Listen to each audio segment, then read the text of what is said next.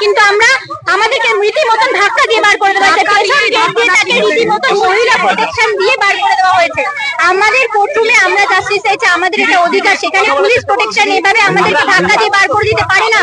মহিলা প্রোটেকশন রীতিমতন আমাদেরকে ধাক্কা দিয়ে টেনে হিঁচড়ে তাকে সন্দীপ ঘোষকে পেছনে গেটে বার করেছে। কিসের জন্য এত প্রোটেকশন? কিসের?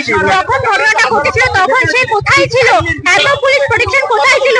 যখন আমাদের প্রমাণ লোপাট করা হয় তখন তিনি কোথায় ছিলেন? এত প্রোটেকশন কোথায় ছিল তখন? একটা ধর্ষককে বাঁচানোর জন্য এত কিসের স্পেশাল প্রিভিলেজ? কেন হচ্ছে? যখন সন্দীপ ঘোষকে ওখানে দাঁড় করিয়ে বার করার জন্য আমাদেরকে টেনে টেনে মহিলা প্রোটেকশন দিয়ে আমাদেরকে মেরে ধরে, লিটারালি মনে হচ্ছে যে আমাদেরকে মেরে পাঠিয়ে দেবে, দেন ওনাকে বার করবে।